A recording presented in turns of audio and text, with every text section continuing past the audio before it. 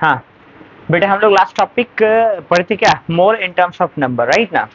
और mole in terms of number में हम लोग अभी तक क्या पढ़ लेते हैं कि number of moles can be calculated as a collection of Avogadro's number, है ना। कि यहाँ पर हमारे पास क्या था कि जितने भी कलेक्शन होंगे, लाइक जैसे 6.022 इंटू 10⁻23 एटम्स, उतने ही मॉलिक्यूल्स या उतने ही आयंस का क्या था, एक नंबर ऑफ मोल्स था, है ना। और उसके बेसिस पर हमने 3-4 बातें भी पढ़ा था, ज्यादा तो नहीं, बस 2-3 बातें पढ़ा था। आज भी हम थोड़ा सा नंबर के बारे में ही डिटेल में जाएंगे, डीप में थोड़ा जाएंगे। तो देखो बेटा, हम लोग पढ़ रहे थे क्या, mole in terms of number. Mole in number क्या पढ़ रहे थे बेटा हम लोग, mole in terms of number. और लास्ट टॉपिक हमने 3 फॉर्मूले डिस्कस किए थे, जिसमें से सबसे पहला आपका तो क्या था, number of moles equal to क्या था, given number divided by Avogadro's number. एक तो ये पढ़ा था बेटा हमने। ये गिवन नंबर कुछ भी हो सकता है, ये n जो है ये क्या है, ये n क्या है, given number of atom, molecule और आयन। ये कुछ भी हो सकता है ना, ये गिवन नंबर ऑफ एटम हो सकता है, मॉलिक्यूल हो सकता है और आयन हो सकता है। इसलिए अगर हम n is equal to calculate करते हैं तो n इंटू Na, अगेन ये n क्या हो सकता है आपका, ये आपका नंबर ऑफ एटम हो सकता है, ये आपका नंबर ऑफ मॉलिक्यूल हो सकता है, या फिर नंबर ऑफ आयन हो सकता है, नंबर ऑफ आयन। अब डिपेंड करता है किस पर, कि किस तरीके का क्वेश्चन है, क्या पूछ रहा है आपसे। जैसे फॉर एग्जांपल देखिए, पहला क्वेश्चन मैं मान लेता हूं यहाँ पर क्या, find the number of atom in a sample of 1.5 mole of chlorine. अगर मान लीजिए कुछ ऐसा करा ऑफ क्लोरीन, है ना। अब यहां पर देखिए, यहां से सिंपल टर्म है बेटा, ये किस फॉर्मेट में गिवन है, एटॉमिक फॉर्मेट में गिवन है, एलिमेंट्री फॉर्मेट में गिवन है। तो एलिमेंट्री फॉर्मेट में जब भी गिवन होगा तो हमें डायरेक्ट नंबर ऑफ एटम्स मिलेगा। अगर डायरेक्ट नंबर ऑफ एटम्स चाहिए तो ये फॉर्मूला लगा सकते हैं, एन इक्वल टू क्या हो जाएगा, एन इंटू एवोगाड्रोस नंबर। ठीक है, इस सिचुएशन में N equal to number of moles 1.5, Avogadro's number 6.022 into 10⁻23, इसको लगभग गुना करेंगे तो 9 इंटू 10⁻23 एटम आपको मिल जाएगा। लगभग की बात करें हम, about to, near to about. ठीक है ना, इतना कोई कंफ्यूजन हो जाए तो नहीं। दूसरा देखिए क्वेश्चन, थोड़ा सा आगे बढ़ते हैं। अगर आपके पास ऐसा कुछ पूछेगा, find the number of molecule in a 2.5 mole sample of H2O। अब देखिए, चूंकि ये कंपाउंड है आपका, तो कंपाउंड का हमेशा मॉलिक्यूल्स मिलेगा आपको। क्या मिलेगा, कंपाउंड के लिए हमेशा मॉलिक्यूल्स मिलेगा। तो यहां पर बेटा ये कंपाउंड है आपका, तो उसमें आप हमेशा नंबर ऑफ मॉलिक्यूल्स निकाल सकते हैं। Same formula, n equal to number of moles into Avogadro's number, so it is equal to 2.5 into Avogadro's number क्या है आपका, 6.022 इंटू 10⁻23। तो यहां से करेंगे लगभग कितना आएगा, 15 इंटू 10⁻23 आएगा। ठीक है। अच्छा, तीसरा एक चीज और देखिए यहाँ पर, तीसरा अगर मान लीजिए क्या आपसे क्वेश्चन ऐसा पूछता है, find the number of carbonate ion, find the number of carbonate ion in the sample of in the sample of 1.25 mole of CO3 minus ion। Again यहां पर भी n, वही सेम फॉर्मूला, n इसको तो क्या हो जाएगा, n into Avogadro's number, so it is equal to 1.25 into 6.022 into 10⁻23। समझ में आ रहा। तो इन सब सिचुएशन में हमें जो नंबर मिलेगा, और यहां पर कितना हो जाएगा, ये कितना हो जाएगा बेटा, हाँ 1.25 इंटू 6, 125, 600, 6 प्लस 1, 25 छक 150, सॉरी 25 छक 150, 6 कम 6, 6 प्लस 150 कितना हो जाएगा बताना, 600 प्लस 150 750, 7.50 गुना कितना हो जाएगा, 10 के पावर 23। ठीक है ना, यहाँ तक क्लियर है ना, कोई कंफ्यूजन वाली बात तो नहीं। अब देखिए थोड़ा सा आगे बढ़िए, यहाँ पर अगर आपके पास नंबर ऑफ मोल्स में से आपको क्या निकालना हो,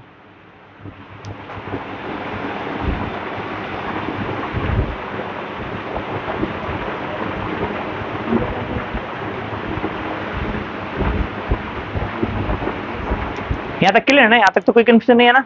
अब ध्यान रहा, देखो यहाँ पे मैं एक दो बातें पहले लिखता हूँ। यहाँ पर क्वेश्चन है आपके पास क्वेश्चन ऐसा रहेगा, find the number of atom in a sample of molecule, find the number of atom in a sample of molecule, in a sample of molecule। क्या कह रहा है यहाँ पर? देखो, find the number of atom in a sample of molecules। आपके पास sample of molecules given है, उसमें आपको number of atoms पूछेगा, तो यहाँ पर आपको एक फॉर्मूला थोड़ा सा चेंज करना पड़ेगा।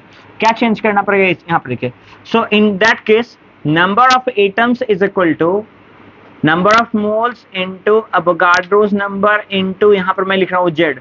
Z कहने का मतलब यहाँ पर एक टर्म्स होता है, उसको हम लोग क्या बोलते हैं? एटॉमिसिटी। Z का मतलब क्या होता है बेटा यहाँ पर? एटॉमिसिटी। यानी एटॉमिसिटी क्या होता है? तो आपने पढ़ा होगा, एटॉमिसिटी इज इक्वल टू होता है क्या? Number of atoms present in molecules, number of atoms present in molecules, है ना? कि किसी मॉलिक्यूल्स में कितना नंबर ऑफ एटम्स प्रेजेंट है, and that will be the atomicity of that molecule. जैसे फॉर एग्जांपल आपसे मैं पूछूं H2 की एटॉमिसिटी कितनी हो जाएगी? 2। देखो डाई एटम्स है ना, तो H2 की एटॉमिसिटी 2। क्या है डेफिनेशन? देखो, एटॉमिसिटी क्या है? Number of atoms present in A molecule. तो H2 अगर मैंने लिखा तो इसके एक मॉलिक्यूल में कितने एटम है? 2, तो इसकी एटॉमिसिटी 2, है ना? अगर मैं लिखता हूं बेटा O3, तो इसकी एटॉमिसिटी 3, क्योंकि जितने नंबर ऑफ एटम्स होंगे उसको उसकी एटॉमिसिटी कह सकते हैं, तो 3। अच्छा, मैंने लिखा P4, तो इसकी एटॉमिसिटी 4। मैंने लिखा S6, तो इसकी एटॉमिसिटी 6। कोई कंफ्यूजन वाला तो नहीं? अच्छा, ये होमो एटम्स हैं। अगर इसकी जगह पर किसी ने आपको H2O लिख के दिया, H2O मतलब क्या सिग्निफाई होता है? It consist of 2 atoms of hydrogen and 1 atom of oxygen, तो 2 + 1 कितना हो जाएगा? 3। अच्छा, अगर किसी ने आपको HCl लिख के दिया, तो यहाँ पर क्या लिख पा रहे हैं? 1 atoms of hydrogen and 1 atoms of chlorine, so it is equal to 2। Clear है ना? कोई कंफ्यूजन नहीं है ना? इसको नोट कीजिए पहले।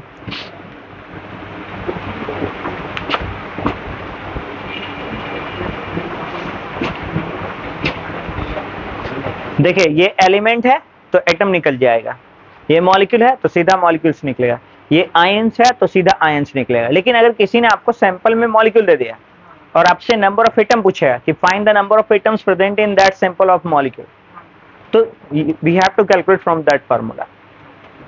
ठीक है ना? क्योंकि इतना अगर हम लेके चलते हैं तो मॉलिक्यूल के लिए नंबर ऑफ मॉलिक्यूल्स है ना। अब सिंपल से देखिए ना, if one molecule of H2O consist of 2 atoms of hydrogen and 1 atom of oxygen, then the total number of atom will be 3। अगर मैं पूछूं what will be the number of atoms in the 100 molecules of H2O, तो आप क्या करेंगे? 100 into 3 करेंगे, 3 से multiply किया ना। तो क्या कॉन्सेप्ट है? यहां तक आपका नंबर ऑफ मॉलिक्यूल्स है और ये उसकी एटॉमिसिटी। तो जैसे ही हम नंबर ऑफ मॉलिक्यूल्स को उसकी एटॉमिसिटी से कैलकुलेट कर देंगे, मल्टीप्लाई कर देंगे, वो डायरेक्टली किस में कन्वर्ट हो जाएगा? नंबर ऑफ एटम्स में कन्वर्ट हो जाएगा। इसलिए यहां पर हमें एटॉमिसिटी से कैलकुलेट करना।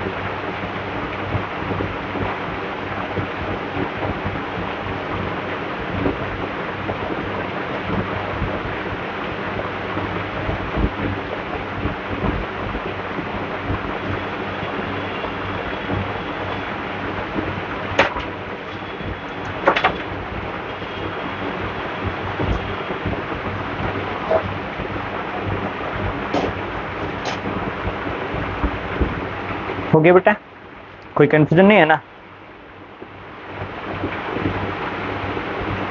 आगे बढ़े।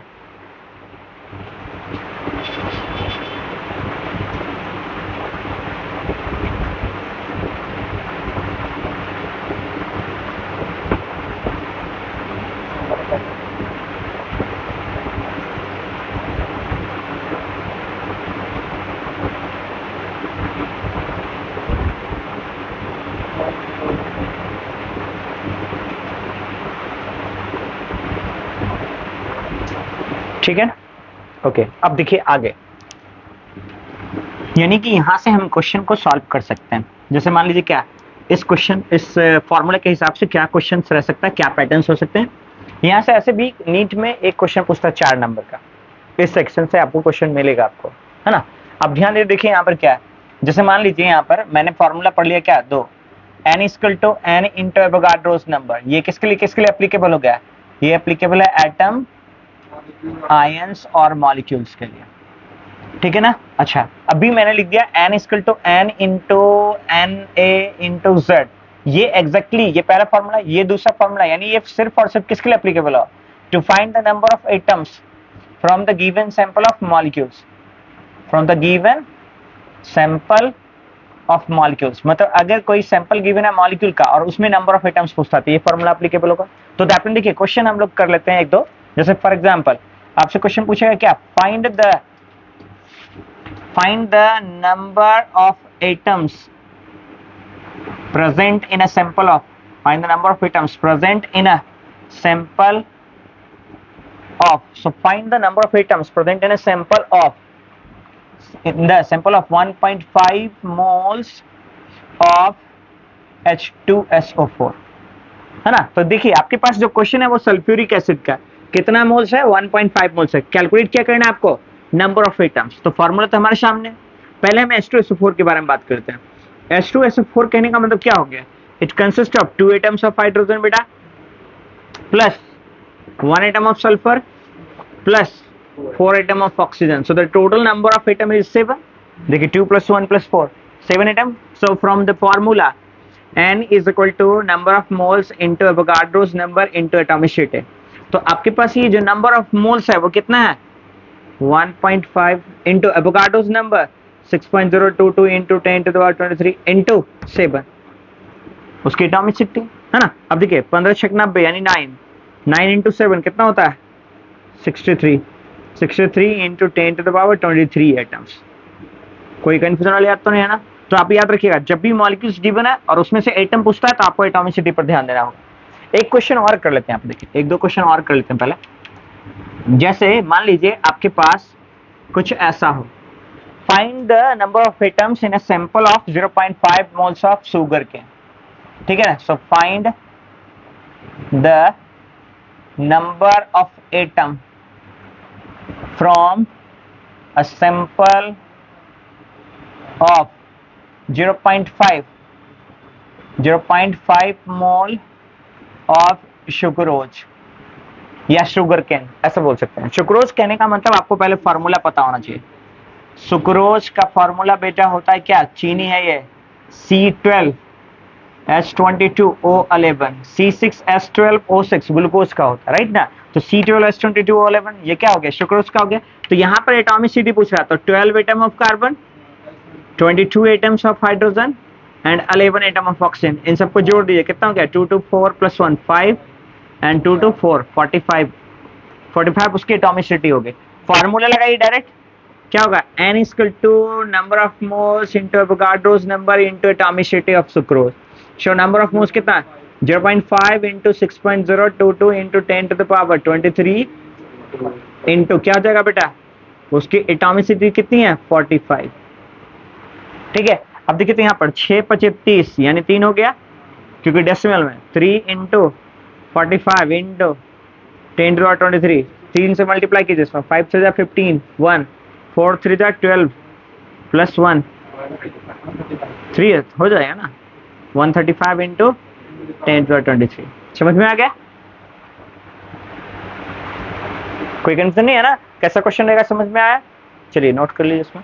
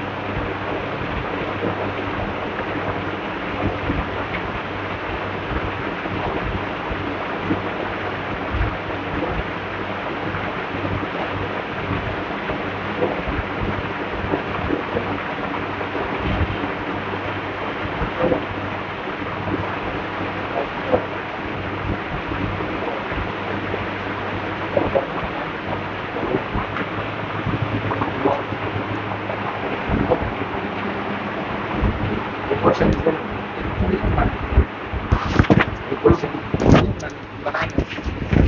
है, देता हूँ।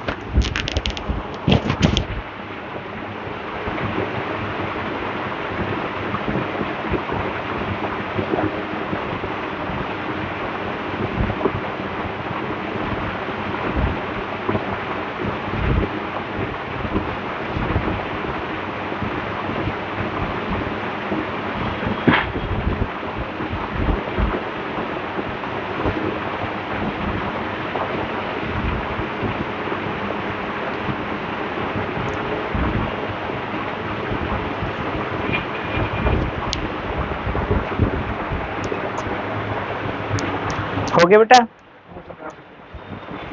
इधर हो गया, इधर बेटा है, ठीक है।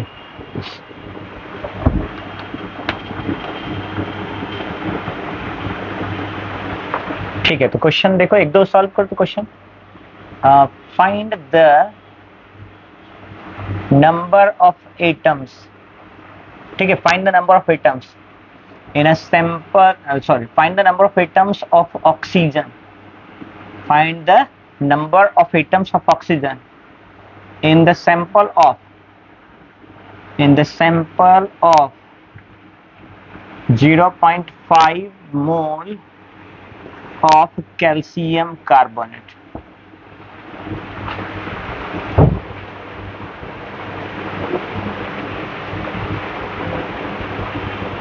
देखिए सॉल्व कीजिए तो सोच पा रहे हैं क्या, कैसे सॉल्व होगा ये।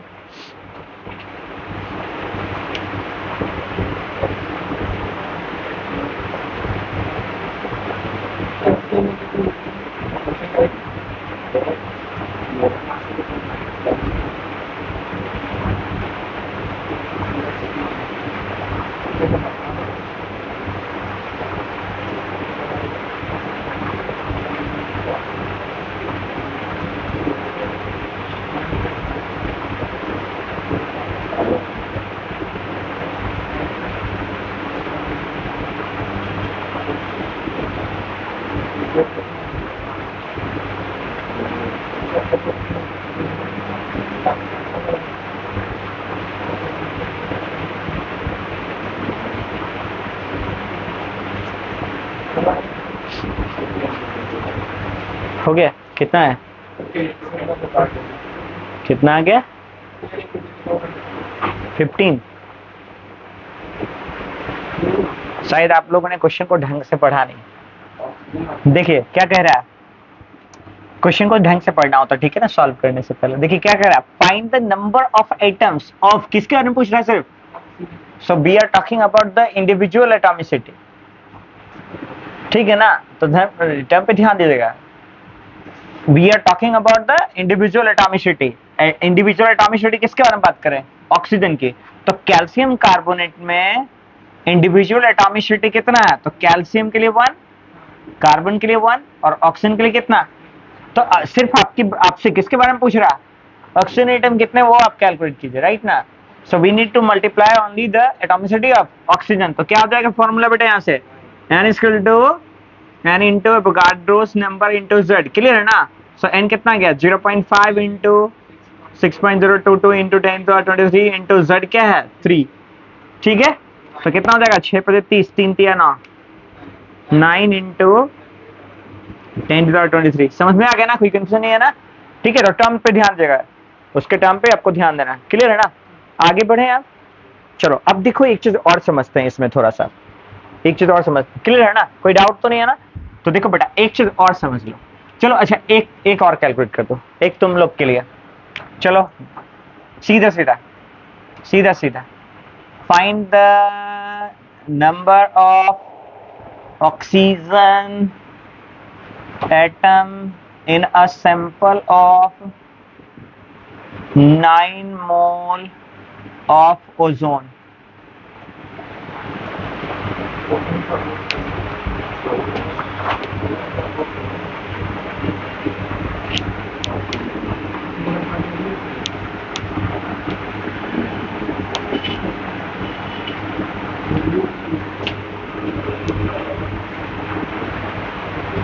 ओजोन अभी बताया था ना, ओजोन कहने का मतलब क्या होता है बेटा, O3,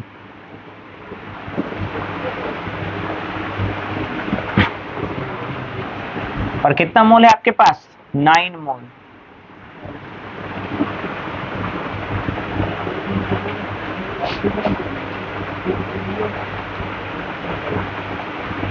देखिए हो रहा है क्या?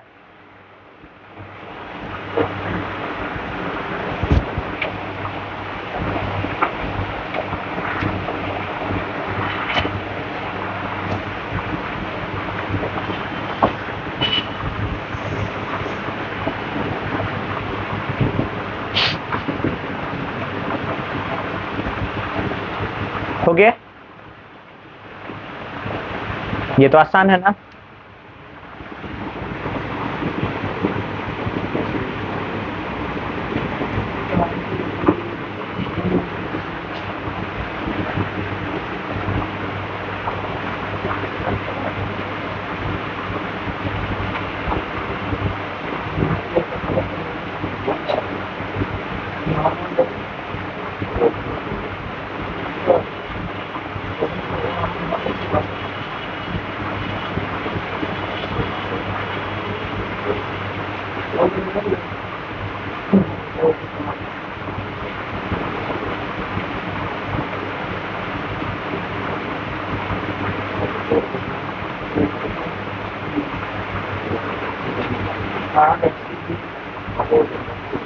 देखो देखो इधर ध्यान दो, इधर ध्यान दो। हाँ बेटा इधर ध्यान दो। देखो सिंपल है, कुछ भी नहीं है ज्यादा।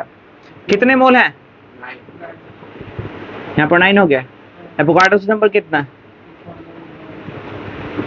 और ओजोन में ऑक्सीजन की एटॉमिसिटी कितनी है? देखो यहाँ पर 3 ना बेटा, O3 है।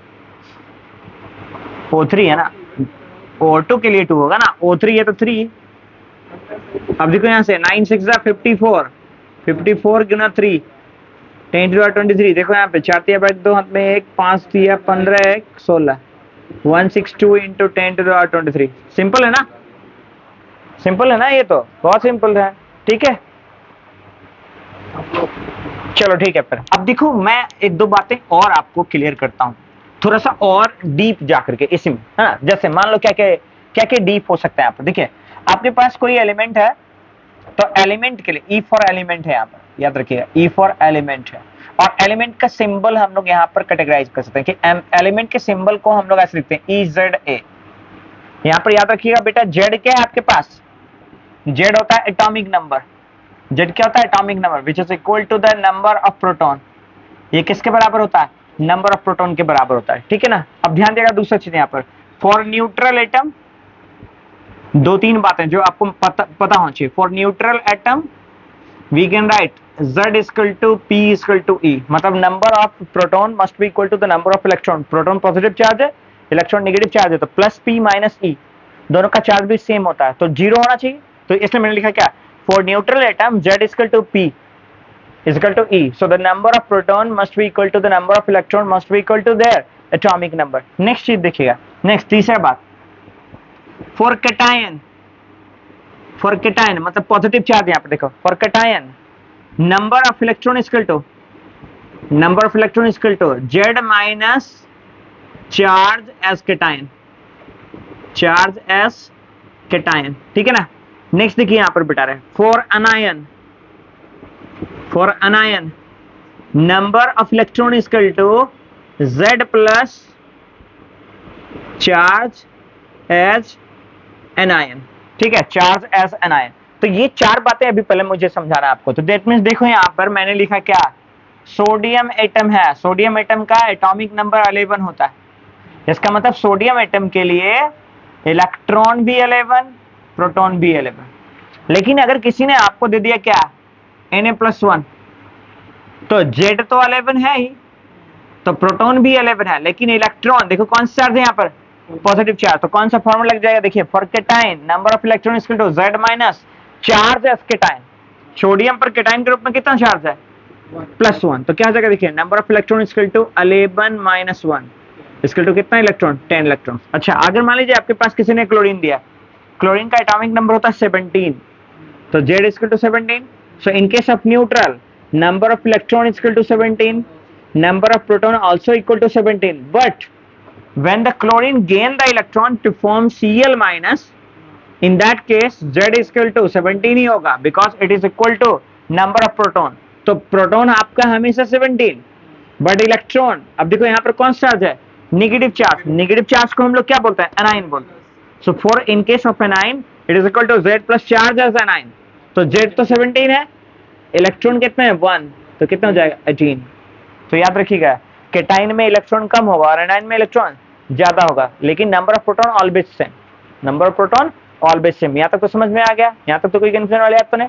अब देखो बेटा ध्यान से, जो फॉर्मूला मैंने पढ़ा है उसके बारे में हम बात करते हैं। अगर मैं आपसे पूछूं क्या, पांचवा चीज, यहां पर आपके पास है H2O। देखो बेटा पहले इधर ध्यान दो, H2O, यहां पर नंबर ऑफ इलेक्ट्रॉन पूछा जा रहा है आपसे, नंबर ऑफ इलेक्ट्रॉन। तो क्या सीधा सीधा मैं ऐसे लिख दूं, sum of Z of all atom, sum of Z of all atom. अच्छा हाइड्रोजन का Z1 होता ना, कितने एटम है यहाँ पर, 2, 2 into 1 प्लस ऑक्सीजन के लिए एक एटम है, 8 इलेक्ट्रॉन्स होते हैं, तो 8 प्लस 2 कितना इलेक्ट्रॉन हो गया टोटल, 10।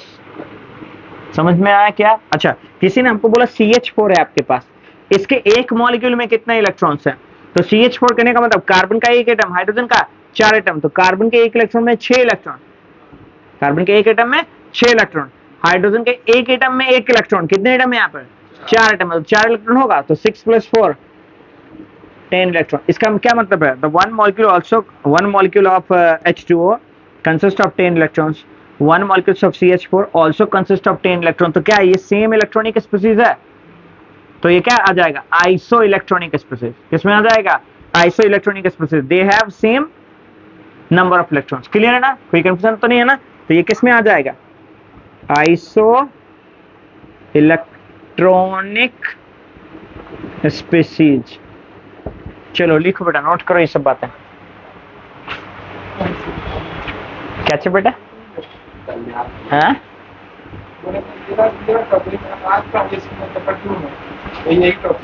हाँ हाँ, अभी बहुत सारी बातें सीखेंगे इसमें, टेंशन नहीं लो आप।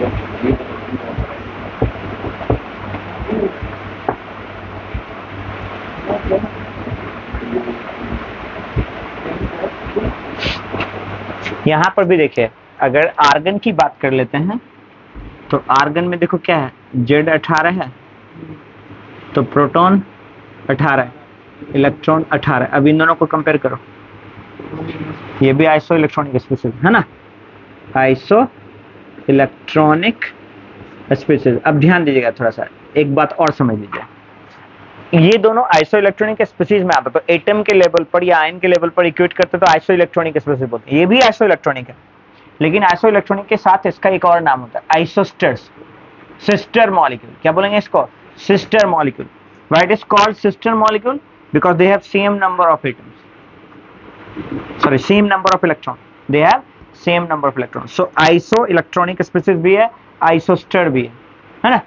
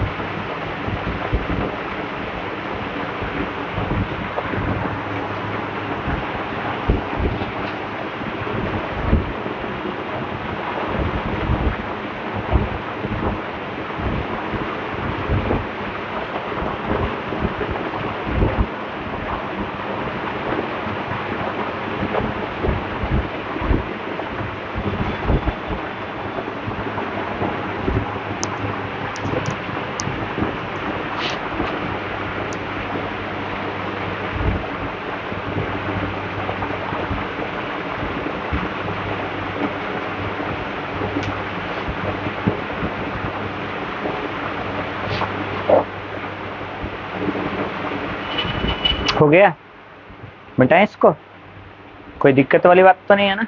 अब देखो यहाँ पे क्या मैं फॉर्मूला थोड़े बहुत बदल सकता हूं? तो हाँ, जरूर आप भी बदल सकते हैं। जैसे देखिए, क्या क्या पढ़ा अभी तक हमने, पहला चीज पढ़ा क्या, number of atom is equal to, so n is equal to number of moles into Avogadro's number. So for atom क्या ऐसा कुछ लिखे, number of electron is equal to n into Avogadro's number into z. कोई problem नहीं ना? अच्छा, दूसरा ये for neutral element, for neutral atom, कोई प्रॉब्लम नहीं है ना बेटा? अच्छा, दूसरा फॉर्मूला ये आपका ए लिख देता हूं, दूसरा मैं यहां पर बी लिखता हूं। So number of electron in cation मतलब positively charge, is equal to, क्या ऐसे लिखो, n into Avogadro's number into z minus cation charge, z minus cation charge. देखो तो z, ये तो एनाइन का आ गया ना, z माइनस कैटायन चार्ज लिखा था ना, किसके लिए, कैटायन के। देखो z माइनस कैटायन चार्ज, ठीक है। अच्छा, नेक्स्ट देखो तो बेटा सी, क्या मैं ऐसा लिखूं, नंबर ऑफ इलेक्ट्रॉन, क्या मैं ऐसा लिखूं, number of electron in anion, number of electrons in anion is equal to n into Avogadro's number into anion के लिए देखो क्या है, z प्लस चार्ज है अनायन, तो क्या लिखूं यहां पर, z प्लस अनायन चार्ज। कोई प्रॉब्लम? फॉर्मूला तो आप भी खुद बना सकते हैं, कोई बहुत बड़ी बात नहीं है फॉर्मूला बनाना। अब देखो आगे देखो बेटा रे, दूसरा चीज, दूसरा फॉर्मूला यहां पर क्या लिखा था मैंने, number of molecule, so number of molecule is equal to, क्या आएगा formula, n is equal to n into Avogadro's number, hence यहां से number of electron in a molecule is equal to, क्या लिख सकते हैं, n into sum of atomic number, ऐसा लिख सकते हैं ना, सबके एटॉमिक नंबर को ही जोड़ा था ना, इसलिए यहां से क्या आ जाएगा, इस n को इसके बराबर कर सकते हैं ना। देखो बेटा, इस n को इसके बराबर कर सकते हैं ना, इसलिए यहां से क्या आ जाएगा, n into Avogadro's number into sum of z।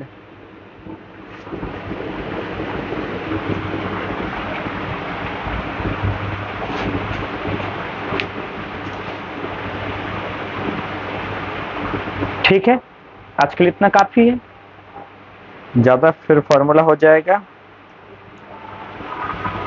तो प्रॉब्लम है।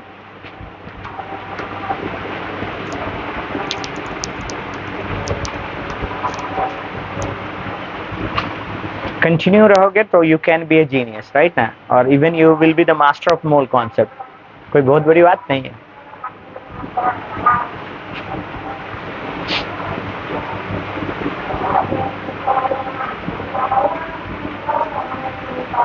ठीक है, फिर सी यू टुमारो, राइट।